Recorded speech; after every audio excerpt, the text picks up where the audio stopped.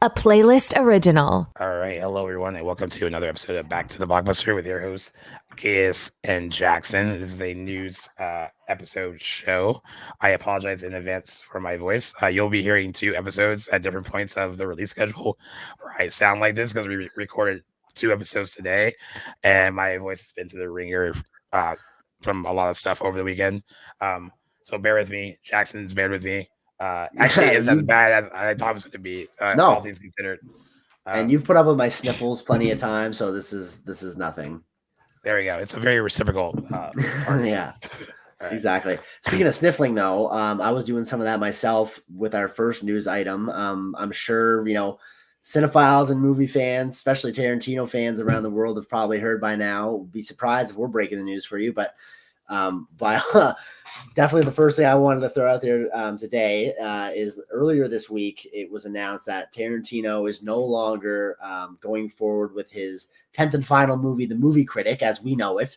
Now, this news, I don't know about you, Gaius, like when you saw this first breaking, but all the channels that I follow that broke this, I was at the gym at the time, just kind of like on my phone in between a set. And they all worded it super ambiguously, where I completely misinterpreted what this news was saying. And so it was worded like maybe you saw something similar, or I don't know if you saw something more in depth, but I just saw a thumbnail and it said Quentin Tarantino drops The Movie Critic as his 10th and final movie. And I, for whatever reason, maybe just I was like, it was like blind, like, not really waking up. I thought it meant he kind of dropped the idea of it being his last movie, and that I read it as he's going to be doing more movies after The Movie Critic. And so I actually posted the thumbnail to my Instagram story, and I said something along the lines like that I was excited that I knew this was happening, because I've said on the show, we've had this conversation that I think he's got more than 10 in him. I don't get this whole 10 movie legacy idea that he has, and he's got so many more stories in him to tell. Anyway, it was very shortly after that I kind of realized this is not what this article is saying. He's actually no longer doing The Movie Critic. So was super cheesed to hear that news, but I wanted to know what your initial thoughts to that were, if you're more on board or how you reacted to that when you heard it, because I was definitely upset. I was looking forward to that a lot.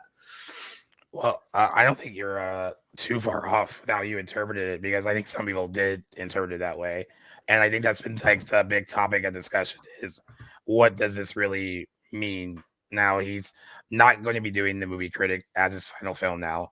I didn't know that this film was going to be like Brad Pitt was rumored to be in it, and he was going to be playing his character Cliff Booth from Once Upon a Time in Hollywood. I didn't learn that news until the news of it not being his final film anymore. So once I actually got the news clarified, because I was kind of like you, where I was like, oh, cool, he's gonna make more movies. Right. It then switched to, all right, maybe it's becoming.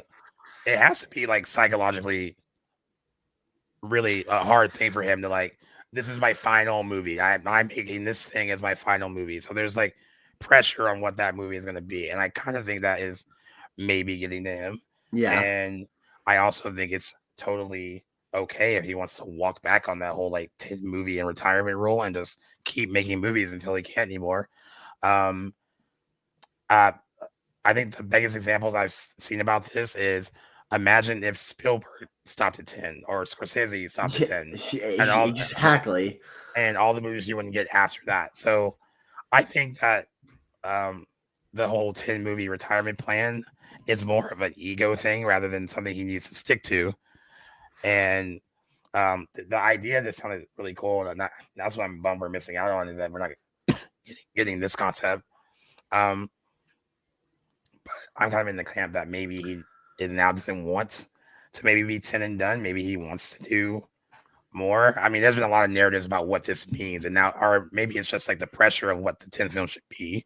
But anyway, I'm and for my own personal feelings, I want to be in the camp that like, hey, maybe I got some more left in me.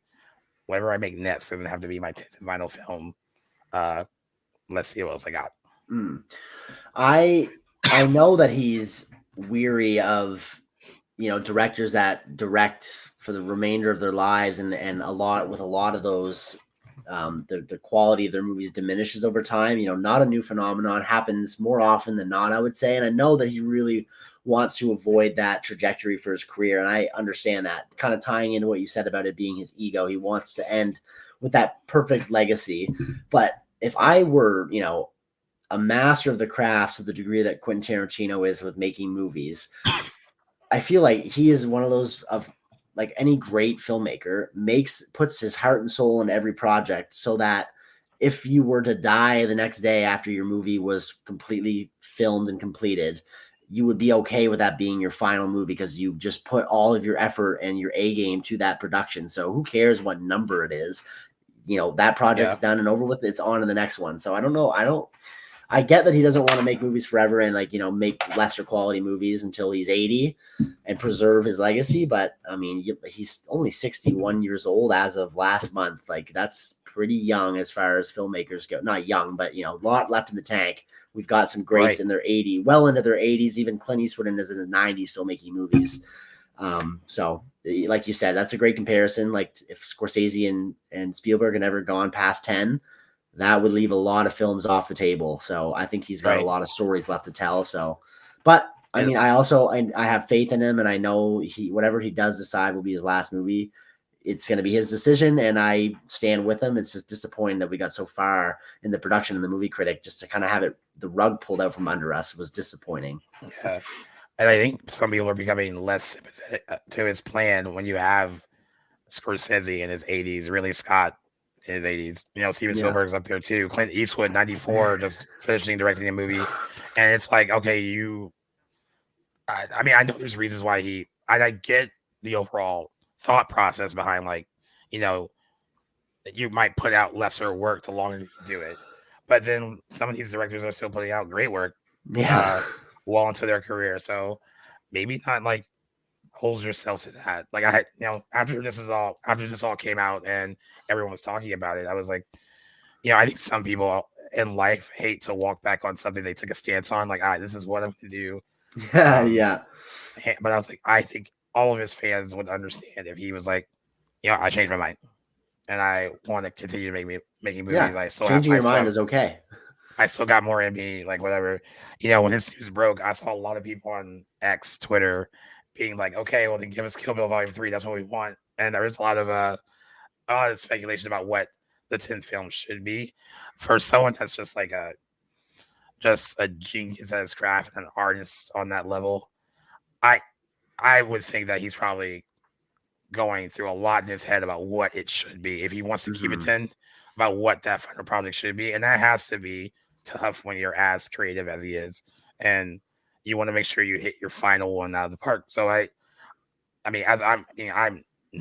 no Tarantino at all, but even as a writer in general, like, you want to put out your best work, and you will stress and mull over what that is. And certainly, I'm sure he's probably doing that too. Yeah, no doubt. It's got to get to you, like you said. More exciting, I guess. Yeah, disappointing for sure. But a more exciting news, and speaking on Scorsese. So I guess at this stage, this is a rumor. I'm curious to know if you have more insight on this, but supposedly he's trying to develop a Frank Sinatra biopic starring Leonardo DiCaprio, long-term collaborator of his. Love to see that. And Jennifer Lawrence co-starring with him. What stage of production is this at? Because I saw this, I just assumed that this was, going forward, but is it not as concrete as we think? I think at this point it's less of a rumor, and people are saying that he wants to do this. So he wants to do this coinciding with another project he's also developing, which might star Andrew Garfield and Miles Teller. They're being rumored for roles in this other project he's doing. He wants to shoot these things back to back if he can. And for his Sinatra pick, like you said, he wants DiCaprio as Sinatra, and he wants Lawrence as his second wife, Ava Gardner. Just because of who's involved in it, they said the film is drawing interest from the major studios. Being Apple is another one that wants to collaborate with him again after Killers of the Flower Moon, but Sony is in the lead for it if they do it. The big snafu here is that Sinatra's daughter, Tina Sinatra, controls her father's estate, and she hasn't given her blessing for the project yet. So that could be what holds it back. I mean, I'm sure if Scorsese can pitch something to her that is respectful to her father's legacy, then maybe she'll sell off on it. I But couldn't we'll think of see. better hands for your father's legacy to be in than Martin Scorsese trying to develop a biopic of him. So I would be, if I were me, I mean, obviously I can't, that doesn't Yeah. mean anything, but I would be okay with him directing the movie about me if I was her. But interested to see what becomes of that, and if she eventually kind of gives her blessing. I think that is, Yeah. He's the right filmmaker to tell that story. And Leo, I've been. He's one of my favorite. I think at a time my favorite actor, and probably still in my heart of hearts he is. But I mean, his last couple performances, I don't think met his star power. I'm looking at like Don't Look Up, and even in Killers of the Flower Moon, fantastic movie overall, and he does great. But it wasn't, I don't think, the DiCaprio Like that I top know and tier. love, his Yeah. top tier. But I think he would be fantastic as Frank Sinatra. That is really, really great casting. So really hope that project moves forward, to say the least. Yeah, I'm glad you mentioned that because I saw some mixed reactions to it. I saw people being like, "That's great casting," other people being like, "That's wrong." Do you have He somebody look, better in mind? Like, just curious. I don't like. He looks the part to me. Mhm. Some people think he might be too old now to do it. Maybe it would have worked out better when he was younger. I mean, I still think he looks it and convey it. Now, Yeah, I I think don't he can think do it. I don't think he can sing. So I guess he would be lip syncing if he did it. Yeah, I'd be okay with him lip syncing. I wouldn't want, I Yeah. wouldn't want that to jeopardize that performance. But the good thing about this news, which is glad that we piggybacked off the Tarantino news, is that whatever happens here, Scorsese is trying to shoot 2 movies back to back, and he's 81, I think. So Jesus. he still wants to work, and he also has other projects in development. He's producing that Cape Fear limited series with Spielberg. He is Right. busier than ever. Yeah. So yeah, I mean, What's that's the what other movie it is. that he's doing back to back with this? So let me pull it up real quick. It is 1 second. It's called it's based on the book called Life of Jesus. The guy who wrote the book also wrote the book Silence, and he made that into a movie with Andrew Oh, Garfield. nice. Okay. But he really wants to get started on that later this year. It's supposed to shoot in Israel, Italy, and Egypt, and Okay. and Andrew Garfield is in talks to be in it, and so is Miles Teller. So yeah, back to back movies. I like the sound of that. I love Silence too, so that's a good pairing. Yeah. So yeah, I hope it comes together though. And like I said, if they pitch something really good to Tina Sinatra, I think she might give her blessing if it is a respectful look at her dad's life. Well, hopefully. Alrighty, we have so the news about this in general is surprising me. Now I don't know if I'm in the minority here, but I actually like the Now You See Me movies. They're just fun, shut your brain off in the door, and the cast is great. But I had no idea they were even developing a Now You See Me 3, and like they are truly developing a Now You See Me 3. Much of the original cast is already returning, but they're filling in the spots with new people as well. Ariana Greenblatt, who was in Barbie, she was America Ferrera's daughter in that. Mm-hmm. She's been cast. Dominic Sessa, who was in The Holdovers, he's been cast as well. And Justice Smith, who was going to be seen next. I saw the TV Glow, and he was in Jurassic World: Fallen Kingdom. Really cool up and coming young cast to be thrown in with the more veteran ensemble cast that's already been established across the 2 movies. I mean, these movies apparently have made a lot of money worldwide, which is why we're getting another one.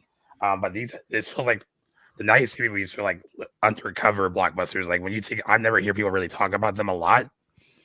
That is why I'm surprised they're making a 3rd one.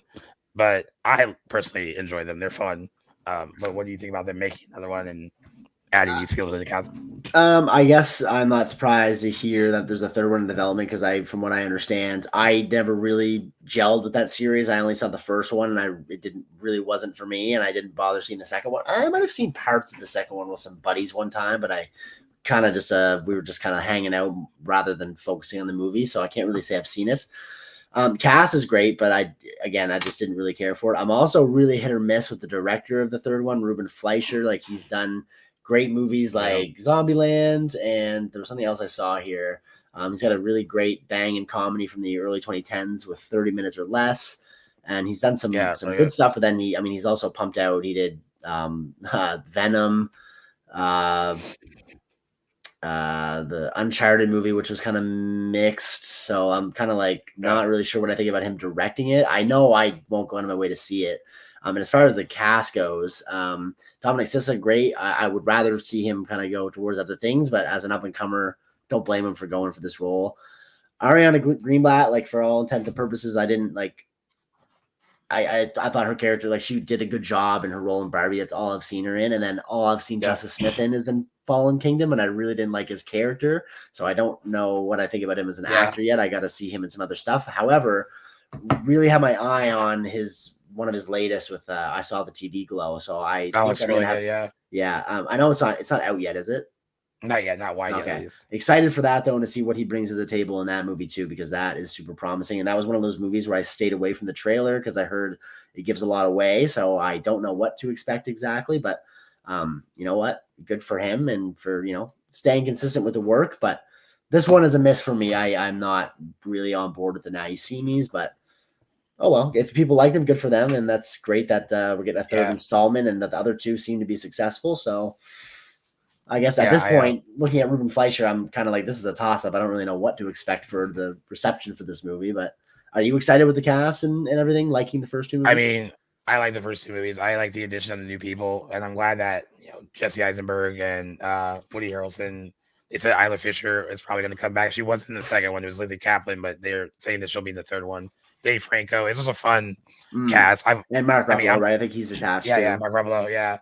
I'm not saying that the movies are like high art or anything. No, for sure. There's value in just entertaining movies too. Yeah, I just thought they were fun, but like I said, I had no idea that the third one was even in development, and it's moving along quite nicely. It is cool. I know what you're saying about Dominic Sessa, but it's cool to see that he is really breaking out and picking up roles post the whole tours. Exactly. Now he can do his whole mainstreamy studio movie sequel and get that out of the way, and maybe focus on something more poignant. So there you go. Totally. Yeah. This next one was news to me. I've never seen The Naked Gun, but I know that it's being rebooted, and I feel like I've seen that Liam Neeson was attached to it. But Pamela Anderson just joins the cast as well. Or were they cast at the same time, or was she like the most recent addition? No, she's the most recent, and he's been attached to it for a while. I think other big actresses were actually, I think, vying for that part, and they chose her. And it's interesting because the Naked Gun movies are fun. They're spoofs based on like a TV show called Police Squad, and they turned that into a series of movies. And they're really like spoof satire projects with like Leslie Nielsen, they're hilarious. Yeah, at least the first one. Leslie Nielsen is very funny. God tier funny for sure. Yeah. By the way, it also featured in the film is O.J. Simpson. All three of them, I believe, prior to the whole like murder thing and all that. Interesting. So it has an interesting background, and they're kind of beloved comedies. Pamela Anderson, I mean, it's not like she's not known a lot for her acting, but she was on, I think, 110 episodes of Baywatch, which is still to this day, I think, the most successful syndicated show in the history of television, just based on how many places it airs and all that, and it continues to air all over the world. Okay. She also has done some films, but none of them are like great. She was in Barbed Wire. She was in Scary Movie 3 and Superhero Movie. Movies. Funny. But those last two movies have in common is that they're both spoofs, satire. So she has like the comedic chops, I think, to sell what they need her to do. That you really don't necessarily need like A-list top tier actress to maybe do it. So if she's gonna be funnier than like casting someone that on paper is a stronger actress, then I think it's interesting that they went with her, and we'll see what she can do opposite Liam Neeson. I think that's kind of I don't feel one way or another about them rebooting it. I know Seth MacFarlane is behind it producing wise, so that's kind of fun. But yeah, there were a lot of comments online about them casting her because her perceived lack of acting ability. But if it's a fun, like loose comedy, I'm sure she'll be fine. For sure. Yeah. I mean, I think Liam Neeson can be really funny too. And he's another long collaborator of Seth MacFarlane, who I think is one of the great comedians working. So I guess I have some hope for it. I'm with you too, where like I don't have an attachment to the Naked Guns.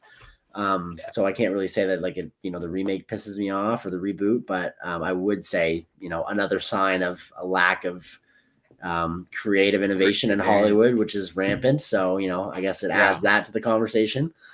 But oh well, I guess we'll see how that all unfolds. I would like to, I think the Naked Guns have kind of like crept up my watch list here soon because I'm a big fan of Leslie Nielsen and the little I've seen from him, and he's really funny. So yeah, this brings attention to that at least. This next bit of news troubles me. This is something I kind of mentioned off camera that I wasn't familiar with. I didn't hear this news. Tell us a little bit about what you know about Sony Pictures and their business with Paramount. This is sending off alarm bells in my head right now.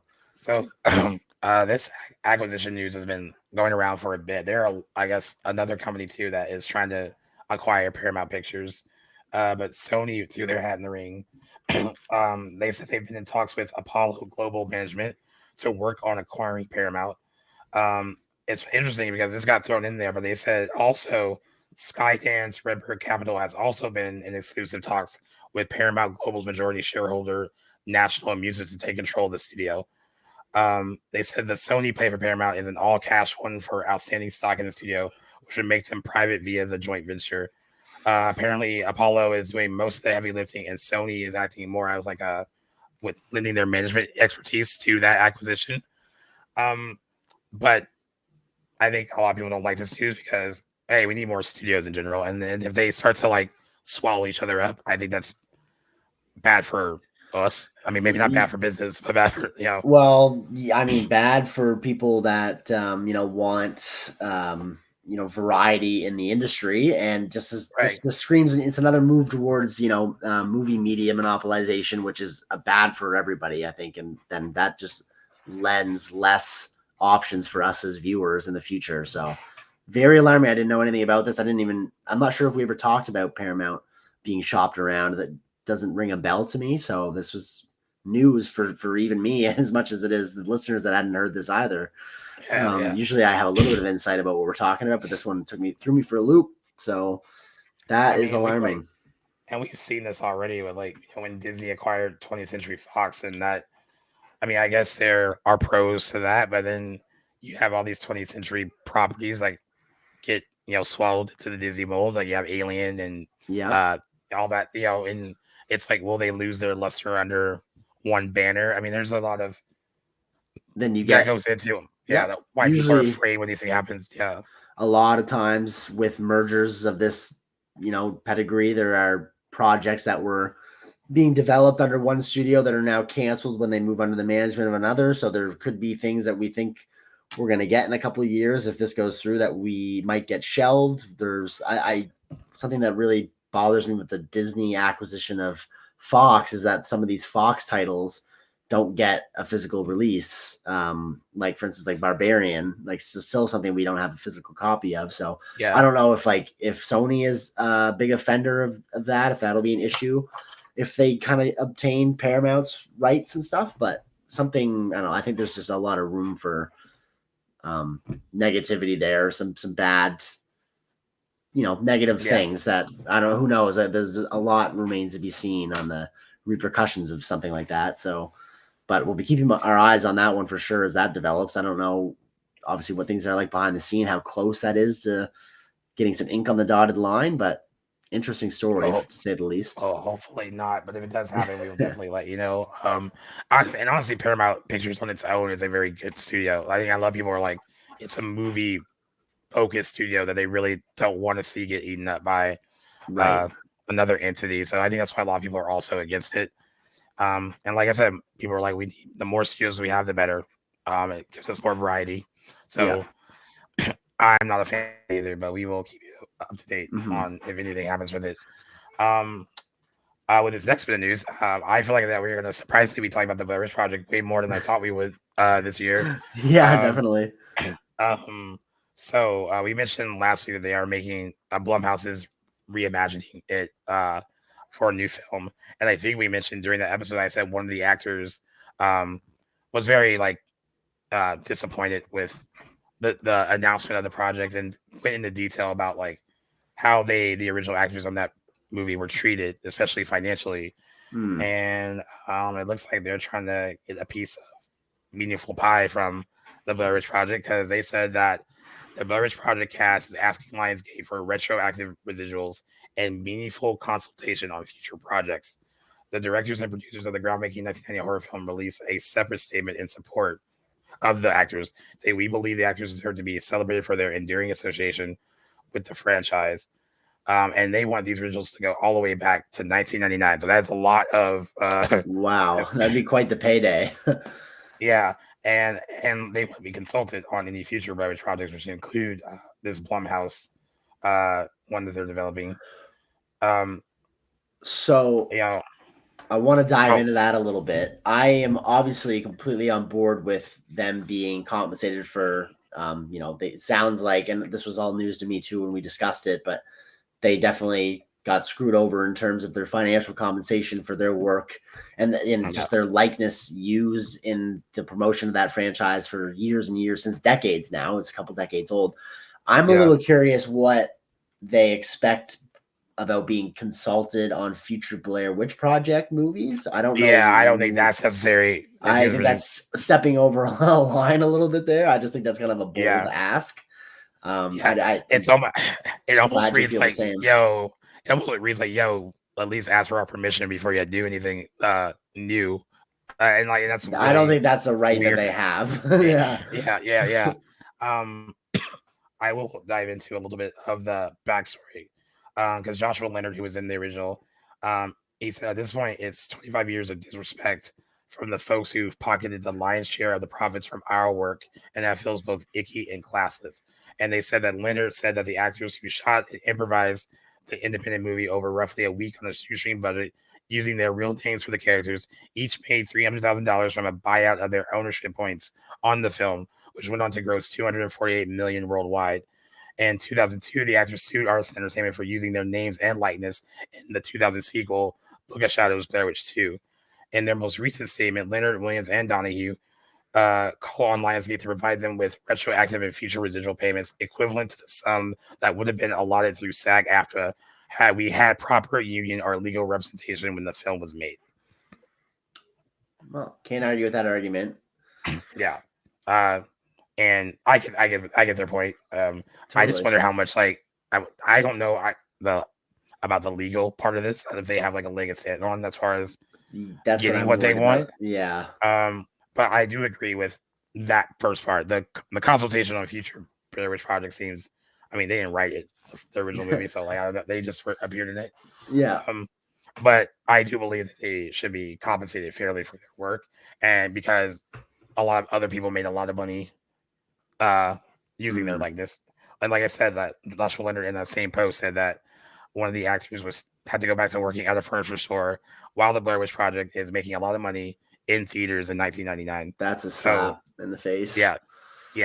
So honestly, do hope they do get their fair share of that Blair Witch pipe. Yeah. Well, if anything, let that story be a warning to any maybe up and comers or people, novices to the industry, to show up when you're signing things, have good union and legal representation, and make sure you don't find yourself in that kind of position, because that would be very disheartening to go through all this time knowing you probably should be compensated for your work and not really having the legal background to back you up and support you through that, because that is definitely unfortunate. And I'm sure they're probably not the only victims of stuff like that. Studios in it for themselves. And I'd be curious to know, who sort of maybe could have held the medal on the way that didn't, and definitely a crappy story for them.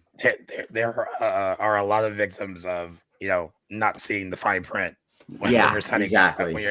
When you're young, especially signing contracts. We hear about that all the time across all kinds of professions. So yeah, I agree with you. It's a cautionary tale for anyone getting into this business, because you could be in a position 25 years later trying to fight for what you think you deserve. And I honestly hope that they do get at least something. It may not be a huge payout, but I guess even like when you're negotiating, right, you kind of start high so you can start working your way to a middle ground somewhere. Right. So I hope they get a little something for their troubles, at least. Absolutely. Next up, we got 2 trailers dropped this week, and I'll lend it to you to see which one you want to tackle first. Both very different and entertaining, and coming out this year, I believe both are. Yeah. Yep. But we were talking about M. Night Shyamalan's next movie, Trap, and of course, Deadpool and Wolverine had another trailer drop that's coming out in July. But which one did you want to dive into first? I guess we can lead with like what the kids probably want first. Deadpool and Wolverine trailer. It came out early this morning. I woke up first thing in the morning and watched it. It looks fun. I'm picking up what they're putting down. Like I love the tone and vibe of it. For anyone worried that Disney was not going to keep their word about maintaining the R-rated nature of the Deadpool movies, it's given away fairly quickly that they are keeping their word. It is a curse-filled trailer with a lot of action. It looks like a lot of violence too. And there's a lot going on in it. I will say kudos because there's a lot of rumors about all these cameos that are going to happen in this movie. Mm-hmm. I'm glad that they didn't give any of those away. I gotta admit, I'm impressed with the restraint they've shown lately. So yeah, this was like, what was this, like 2-minute and 27-second trailer, and they didn't show any of that. So what's the song they use in this trailer? Because I thought that was a great pairing too.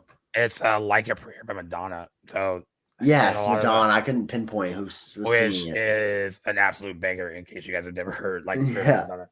And a lot of trailers lately, I've been using remix like versions of 80 songs in their trailers, and this is another good example of good music going along. So great. It was a great decade of music too. So I'd love to see that it's getting some love in movie marketing because 2 things I love the most going hand in hand. A good song paired with a good trailer can make it so much better, and I really think the song pairing with this trailer, elevated it, if you will. Yeah. What were your feelings after watching it? You just watched it right before. Yeah, that's right. I saw that it had come out today, just didn't make the time to watch it. But my only thing that I'll add, because I completely agree with everything you'd said, but I don't know if anybody else feels this way, and feel free to let us know if you do. There's something about Hugh Jackman's like delivery and this trailer alone more than the first one that I just didn't feel like. I just thought I expected a little bit more enthusiasm from him. And again, this is just all marketing. I might not feel this way seeing him on the screen, but he's just got a couple of lines throughout that trailer that I just didn't really feel like he was giving it his all. And I know that he had, it's been a few years now since he supposedly hung up the claws after James Mangold's Logan. And now he's back. And part of me now is thinking like, is he taking this? Is this just a paid gig? Is he really passionate about coming back as Wolverine? And I like to think that he is, and him and Ryan Reynolds are buddies. And there's been some good non-trailer related promo for the movie, but I'm just not really convinced after seeing that I think that he is in it to win it. I don't know. And I could completely understand this might not be the case once the movie comes out. Trailers often, don't exactly show us the reality of a movie. So maybe I'm just spitballing here, but if anybody else feels like that, I would like to feel validated. But did you get it at all? Or are you like, no, he's all in it. Like this is, they're both completely committed. I kind of see what you're saying. I think a lot of maybe I don't feel 100% what you're saying, but I get what you're saying. And I think a lot of it has to do with, I think that character had a fitting conclusion in Logan. And I know there's like a reason that they're bringing him back for this. And that's a big part.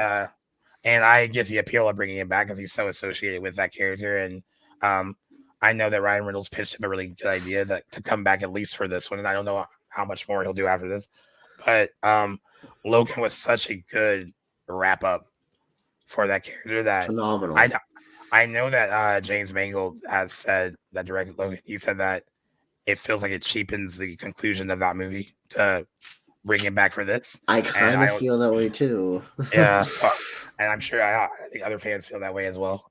But it's supposed to be like a fun kind of take on multiverse story. So, maybe this multiverse version of Logan is just old and weary and not 100% invested. I don't know. Perhaps. That's a whole other thing to consider is the multiverse. Yeah. But for those that they released a little bit of a plot synopsis, but I'm sure there's more to it. They said the time variance authority, a bureaucratic organization that exists outside of time and space and monitors the timeline, pulls Wade Wilson Deadpool from his quiet life, and sets him on a mission that will change the history of the Marvel Cinematic Universe. This is also their only release this year, which is I think a good thing. Yep. Agreed. Because they need a little bit of a break and a reset. I have a feeling this movie's going to make a lot of money, and if it is as good as people think it's going to be, it'll bring a lot of goodwill back to the MCU that they probably lost over the last couple of years. Absolutely. Like, you're not 100% all in Marvel, so where do you stand on wanting to even see this? Admittedly, I'm only really in. I've seen the first two Deadpools, and I like that they are standalone, not part of the MCU. That was a draw for me. I didn't have to do any research and see anything else to go into this one. I don't love that it's tied into the MCU, but I think, to counter that, having Hugh Jackman in as classic Wolverine is, a big draw for me. So I'm a little bit, with exceptions aside, I'm just sort of like worn out on the superhero, feat that has kind of ruled cinemas for the last 10, 15 years. So beyond Matt Reeves, the Batman was an exception. Todd Phillips, the Joker, another exception. There's definitely some that I will make the effort to go see. I anticipate I'll go see Deadpool 3. And a big part of that too is that I feel like I'm not constantly being bombarded with superhero movies this year. So I think it's a great move that this is their only release. Good on them to take a step back. I don't know if that was all necessarily by design, or if it was more of a release dates having to get switched up because of the strikes and pandemic and shooting delays and all that. But however it worked out, it's for people that might be feeling the same way as me. I'd be curious to know if anybody else felt more willing to go see it because of that. But I am looking forward to it. I like what I see for the most part so far, and I think it'll be a good summer release to go see before my most anticipated summer release with Alien Romulus comes out. It'll be a nice July time of the movies. So I'm all right with it though overall. And we'll get to find out on July 26th when Deadpool Wolverine opens. So our next trailer is for Trap, a new movie from M. Night Shyamalan. They released this trailer last week. I really liked the trailer. I had no idea what this movie was going to be about. I didn't know this was in development. Because the synopsis that has been released for the movie is just a man and his daughter attend a pop concert where they realize they're at the center of a dark and sinister event. It was the only thing that they're releasing until the trailer came out. And when the trailer had the reveal about the whole Josh Hartnett, the dad, who say he started to a concert, is a serial killer, and the cops believe that that the serial killer is in attendance at this concert, and they set a trap to trap him there so they can catch him. I was just surprised that was the angle that they took with it, and then that made me more excited to want to see it because I thought that was a really interesting setup for a movie. I just saw your face. No. The reason I make this face is because I also think this is a really, really cool original idea for what seems to be pitched as a horror movie, and it's M. Night Shyamalan, which would fit his MO. But what also would fit his MO, I feel like what we are getting in classic M. Night Shyamalan fashion will not be what we get. He is, probably the director most synonymous with the twist. So I feel like there is more at play here. I feel like we are being fed something that might not be reality. And I'm guilty for falling for that. I don't know. And maybe he won't. Maybe we are kind of getting a straightforward look at what the plot will be. But I don't think that we have been shown quite everything yet. And I think there's more to come with this movie. But that being said, I really liked the trailer. I think it was very interesting. And whether this movie joins the 50% of his movies that are poorly received and objectively bad, or the other 50% that are great, props to him for, still continuing to make, produce, direct original horror movies. So that is, he's doing something that very few people are able to do, and has been doing it for a couple of decades now. So regardless of what the end result is, got to give credit to the man. He is still doing it, and I want the success for this movie. I also love Josh Hartnett in back in a horror movie. I think that's great too. He's built up a great rapport with him in that genre over the years. So looking forward to it, to say the least. I didn't catch a release date for this movie though. August 9th. August 9th. Okay, nice. August not notoriously a great month for releases, but maybe But Aliens is there too. So exactly. Yeah. Yeah. Listen, and I'm also glad that Josh Hartnett seems to just been having this career resurgence in the last few years, where he just has been popping up in a lot of stuff. but yeah, I just love the setup. It looks interesting, and you know, I don't think they would if that would be the only twist to give away. So I kind of think there's more to it. Yeah, and what we're seeing. I know some people were upset that they gave that twist away, but that's just the hook. And I think there might be more. It might be more to the hook. There you go. Yeah, you never know with this guy. Alrighty, let's look at some box office. I already know I was way off with Abigail. I just want to point that out. I don't even remember what we said last week. I'm pulling out the old book here. By the way, I saw it on Thursday. It's so much fun and it was so good and entertaining. I hope that it finds a proper audience. And yeah, are you interested in seeing it at all? Absolutely. It might be something I bring my girlfriend to. Cam and I might watch it too, but I know the next movie we have in our schedule is Late Night with the Devil just came to Shudder, and you also sent it to me too, which I appreciate. Yeah. So that I know that won't be until probably the following week if I do get to see it, but I do have a buddy visiting from out of town that is, like casually into movies. We might make the time to go to the theater and see something. That very well might be what we want to see. I don't want to miss the chance to see it in theaters, so it's just a matter of who I go see it with. If I have to go see it by myself, it wouldn't be the first time either, so I will see it. Glad that it has your endorsement. But how did it do? I have our numbers here. You had guessed that it would hit 20 million at its opening weekend, and I went 21.5. So where did we lie? So the only reason I'm winning is because I was slightly lower. It opened in second place to $10.2 million. Oh, that's it. Hey, oh boy. Yes, I don't really know. A lot of people are pointing to the fact that horror comedy is a lot more comedy in it than I guess the trailer gives away. I mean, yeah, it's funnier than it appears to be. Okay, good. And sometimes that doesn't sell well with everyone, like blending other genres, because it got a B cinema score, which is like okay for horror, but it's on the cusp of being like indicating a mixed response. Only a $28 million budget. So I mean, if there is a loss, it won't be much, and maybe you can recoup that internationally. So. We'll see. Civil War is still number one with 11.1 million. It has grossed 44.8 million domestically, and I believe 49.4 million worldwide so far. So it still has some ways to go. Wow. Okay. To recoup that $50 million budget, but I think they're in a good spot to at least break even with Civil War. I'm surprised the movie's not. I mean, it's great that it's sold number one at the box office, and I'm sure everyone at the studio is happy with that. But I just would have thought that it'd have surpassed that profit margin by now, which is disappointing, I guess, for it. But I guess it's still. I guess it's up against some a big contender this week as we look at challengers. I think this has it in it to really break out. So break out and dethrone Civil War. Well, yeah, as you know, if you've been listening. Jackson does want to see it, but I think I've been the one that's like, I really want to see this movie. Without a doubt, this is definitely high on your list, and I am excited for it as well. And I was just more encouraged by currently, a few days before its opening right now, it is still sitting with a 95% fresh rating on Rotten Tomatoes. Oh boy.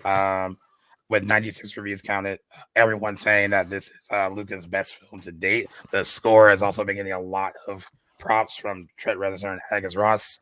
The trio, the cast has been getting a lot of raise, but Zendaya in particular, or convincingly playing a more adult role because she has, for the most part, been playing high school people and she's 27, I think now. But they say that she plays it convincingly and that it is a really good relationship, kind of like it's this melding of like the sports genre and there's just a lot of things going on in it that I guess give it a lot of layers. And I'm excited to see it. They did say that this will prove her box office potential because she's carrying it all by herself. Yeah, pretty much. That's right. Not to give the other guys who are in it. Yeah. But you're right. It's a Zendaya vehicle without a doubt. And another trailer that had an awesome song mix up with it too. Matchup rather. That was a really, really awesome trailer. Sold me. I mean, the cast and director alone had me intrigued and wanting to see this because I'm a big fan of Luca Guadagnino's other films. But when that trailer dropped, I was like, okay, I am fully on board. This looks as good as I was hoping it would be. Yeah.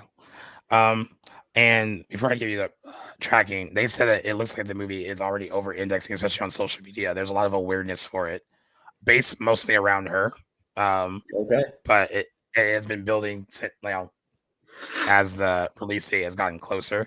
It kind of reminds me of very different movies, but I remember when before Hustlers opened in 2019, and that movie was tracking at like 17 million. That was the Jennifer Lopez, like, I hate to call it stripper movie. It's actually a lot better than that. And yeah, I know but what you're talking about, though.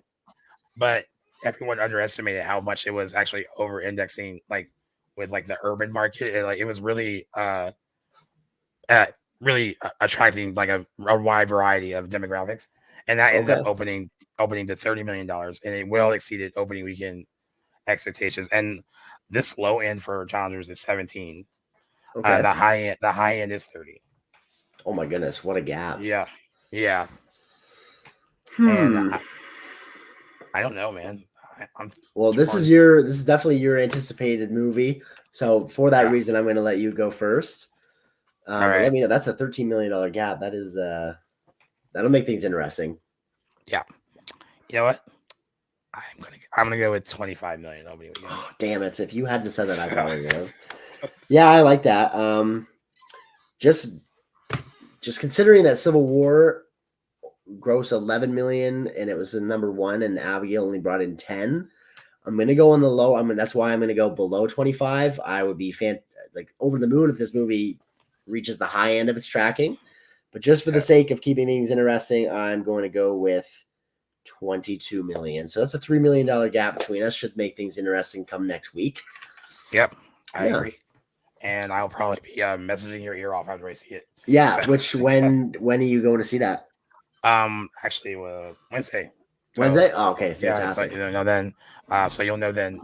How I feel about it. But yeah. Looking forward to that Letterboxd review. And by the way, for anybody listening that maybe is new to the app or looking for some other people to follow on there, both Gaius and I are pretty avid Letterboxd people. It's been actually a really great tool for me to remember and keep track of what I've been watching lately, and to reliably score my movies. I've been really enjoying using that app a lot. So maybe if you guys are into movies, if you're listening and don't have the app, it definitely has my endorsement. Gaius, I think I speak for both of us when I say that. Excited to see what you have to say about Challengers. Aside from our own conversation, what you put out there as a review too, because I always enjoyed reading what you write because you're a very talented writer, and excited very much for that. I have a little bit of a review for something, a little secret. I would have liked to have led the episode with this, but I forgot to mention it. So I'm going to save this for a future episode. But you'll see my Letterboxd review. You'll know exactly what I'm talking about when you see it. But anyway, all right, cool. We will leave you guys our info, where to follow us on that.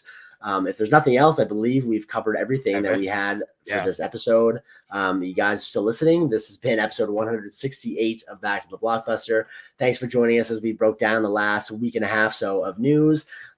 Always happy to have you listening to us, however you guys do it. Remember, you guys can always check us out anywhere you guys get your podcasts, whether that be Apple, Google, Spotify. Of course, for those of you that don't have us on playlist. I was trying to say the word network. Playlist, our podcast network. They have their own app available from both major phone app stores. So definitely check us out on there.